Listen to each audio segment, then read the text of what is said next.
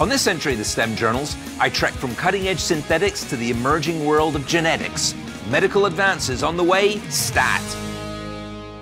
Author, musician, meteorite hunter, adventurer. I've led an eventful life. Now I'm exploring exciting STEM careers and recording what I find in the STEM journals. Almost 2 out of every $10 we spend in the United States goes toward maintaining our health and adds up to about $3 trillion a year. And that means it's an arena with great career potential for my young STEM investigators, whether in providing medical care directly or the important research being conducted in hopes of unlocking cures for devastating diseases. I've decided to explore some of the medical breakthroughs being developed right now, and my first stop is the University of Arizona College of Medicine, Phoenix. I'm going to play med student for a day and find out how they're using technology to prepare doctors for real-life situations. And caution YSIs, some of these scenes could get a little bit graphic. Dr. Wu! Hello, how are you? I'm super excited. It's my first day at med school. Well, welcome to the Center for Simulation and Innovation. You're using an ultrasound. I am. What is this? So this is a synthetic human being that we use to teach our medical students how to do procedures. Wow. Would you like to take a stab at him? Oh, very well put. All right, what are we trying to do here? So the goal is for you to use ultrasound to find the patient's internal jugular vein, and then you're going to use ultrasound guidance to insert the large needle inside the vein without puncturing any of the adjacent organs or structures. This is first day at med school? We go straight for the jugular? Straight for the jugular. These people are serious. Oh, getting close. Getting close. Come a little bit left. All right, perfect. Now, with your probe on that vein, what we teach our students and future doctors is that they're going to take the needle and they're going to stick it underneath the probe and try to insert the needle into the vessel here. You want me to do that? Yes, sir. I'm glad this isn't a real patient. Think about back in the day when the first time we did it, it was on a live patient. So the needle you're going to use is the far left. This one? Mm-hmm. Don't I have a nurse here to hand me that? I can go needle, nurse, You are a needle. medical student. Yeah, but still, I want the full-on experience. All right, so the giant needle. Yep, take the safety But cap you take off. that off with one hand. We do that.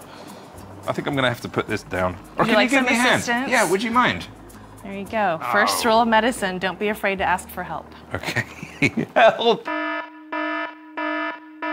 So needle there, perfect. And then you're gonna watch the needle enter the screen here as you go under. Beautiful. So you see the needle coming in through here. Now you may have gone through and through the vessel, meaning you punctured through the anterior wall and gone through the posterior wall. So what happens when you poke a patient's vein and you go through their vein into their tissue is they start to bleed.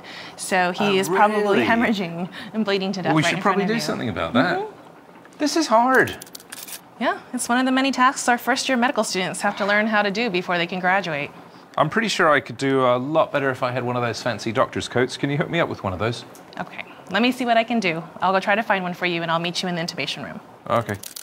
This is absolutely amazing.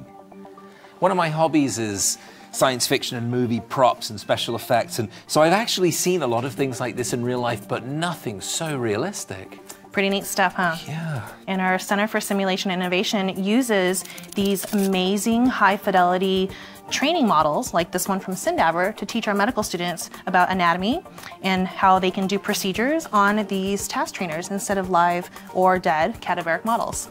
Take a feel, yeah, the muscle feels real. So realistic. Right? I mean, not that I've actually, reached inside someone's chest before, but that's what I imagine it would feel like. Kind of squishy but firm. Yeah, that's what muscle truly feels like. Here, you might recognize this structure. This is the internal jugular vein. Oh yeah, sorry about that. So here's his sternum, and you can see the bone is pretty dense and tough, just like it would be in a real human. Right underneath here is his heart. Here are the lungs, and we actually have intestines that course all the way through here and all the vital organs inside of these SynDaver models. You actually there's more inside. Yeah, these are true anatomical constructs. They look just like cadavers. I want to see that. Okay, we can go ahead and cut him open and take a look internally, and I can show you all of the organs. Oh, wow.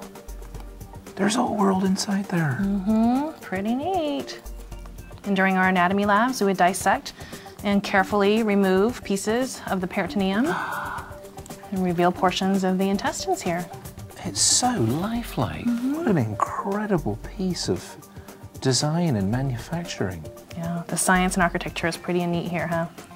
And this is what it feels like. Were you actually feeling the small intestines on a cadaveric model?